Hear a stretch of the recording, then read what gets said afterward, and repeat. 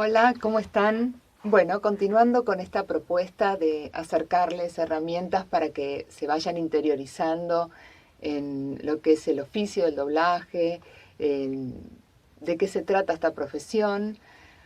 Quería retomar algo que mencioné en el primer video cuando hablaba, les daba un panorama así muy general de lo que es el doblaje, que es un buen doblaje, algunas nociones de español neutro.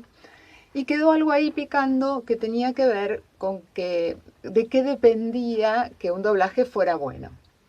Yo hacía referencia a la actuación como el factor más importante, que de hecho creo que lo es, pero no solamente eso.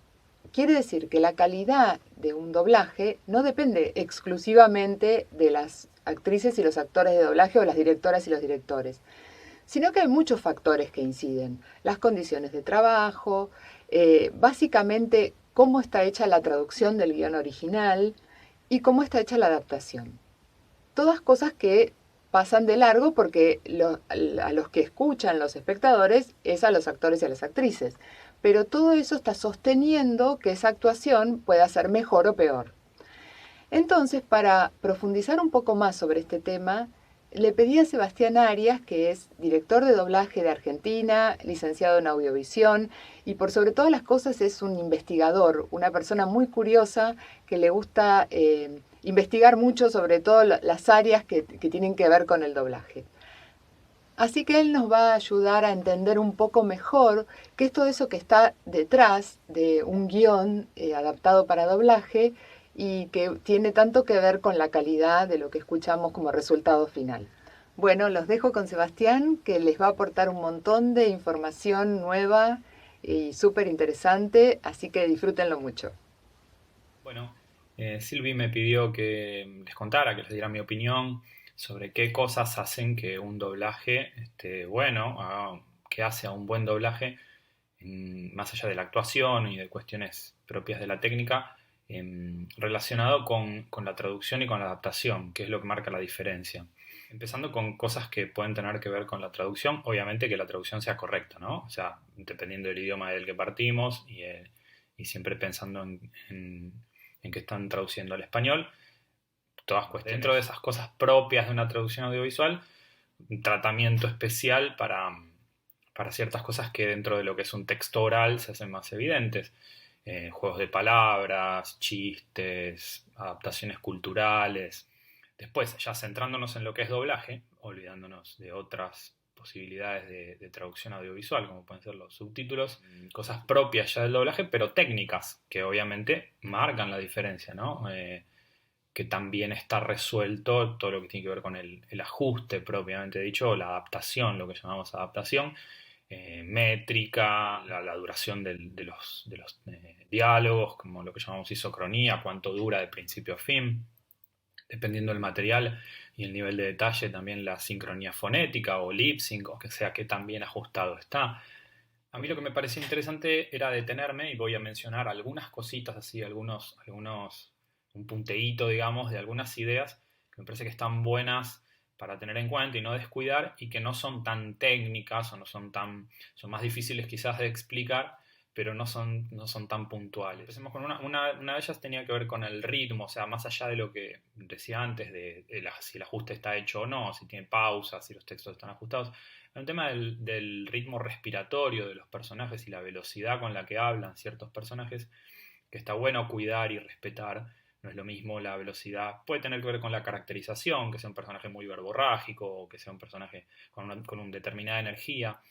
Otro ítem me parece la naturalidad de los diálogos o en función del registro en el que se maneja. No es lo mismo un tratamiento coloquial o informal que algo formal o erudito, como puede ser, no sé, en un documental o en cierto material con rigor científico. O sea, saber diferenciar esos registros que a su vez tienen categorías, ¿no? O sea, no es lo mismo una ficción, no es lo mismo un documental, pero dentro de la ficción incluso tenemos distintos géneros con distinto uso de vocabulario.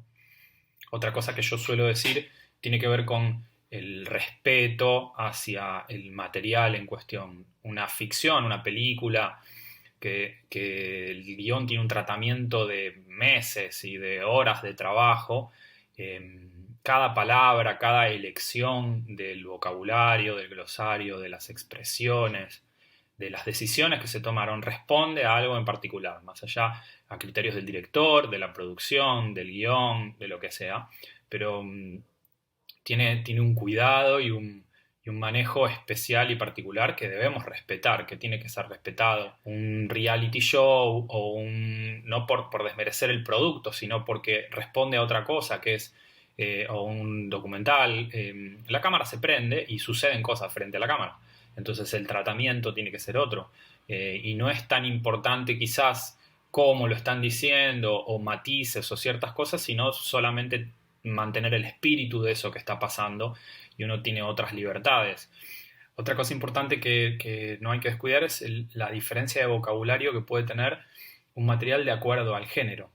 No es lo mismo el tratamiento que le vamos a dar a un drama victoriano, por ejemplo, o no sé, a una ficción como Juego de Tronos, que a pesar de que tiene su verosímil, pero tiene su universo construido anclado en una época o en un momento en particular, no va a tener el mismo tratamiento que una cosa mucho más actual, como puede ser, no sé, hace poco estrenaron Bombshell, que es sobre un suceso que aconteció hace poquito.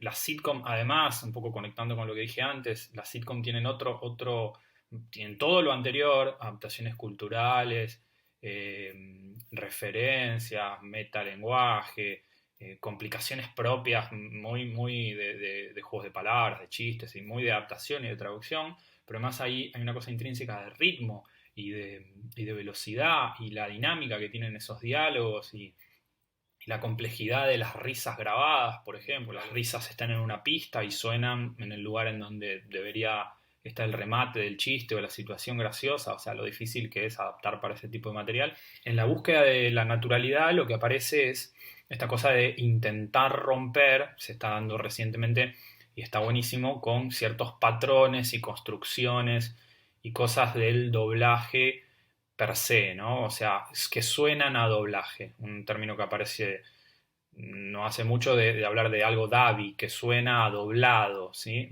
Peyorativamente, ¿no? Parece una palabra graciosa o amigable, pero es dabi como algo que suena a doblaje y tiene que ver, muchas veces es una conjunción de las dos cosas, puede ser por la actuación, puede ser por el tipo de casting o puede ser por el estilo elegido para doblar y hasta el acento o la forma de hablar de los talentos, pero también y muchas veces tiene que ver con el diálogo que obligan a decir a los actores, digamos, o las construcciones propuestas para decir ciertas expresiones, ciertas cosas que muchas veces arraigadas a la sincronía fonética, o sea, ciertas expresiones que, no sé, por ejemplo, te echaré de menos, por poner un ejemplo, ¿no? Te echaré de menos versus voy a extrañarte o te voy a extrañar, que tiene que ver con cómo ajusta el lip sync en la mayoría de los casos, pero que son difíciles de decir y que suenen naturalmente, ¿no?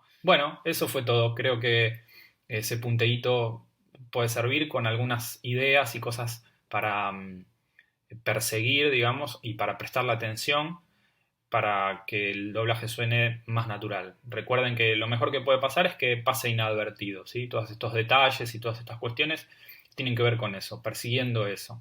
Que uno no se dé cuenta, o que el espectador no se dé cuenta de que está viendo un material doblado y que pase inadvertido. Espero que todo esto les resulte útil.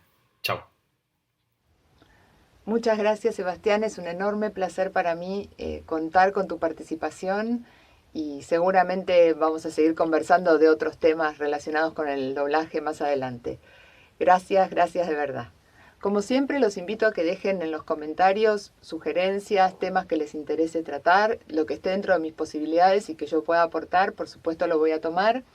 Quería mencionar un comentario que alguien hablaba de que en su musicalidad se comían las S o se aspiraban las S y las R y lo planteaba como un defecto y en realidad, o por lo menos eso entendí yo, en realidad lo que yo quiero aclarar, si es necesario, que yo no entiendo que esas esas particularidades de las formas de hablar regionales sean un defecto, todo lo contrario, eso es lo que le da riqueza y valor a una lengua, a una forma de hablar. Simplemente que para el neutro no nos sirven. Por eso yo hacía referencia a que en el rioplatense nos aspiramos las heces, pero no como criticando que nos aspiremos las heces porque es nuestra forma de ser, sino que ese es el punto que tenemos que trabajar para hablar en neutro. Dicho esto, los espero en el próximo video y los leo tratando de saldar todas las dudas y contestar todo lo que yo pueda, lo que esté a mi alcance. Que tengan un hermoso día y nos estamos viendo en el próximo video. Chao.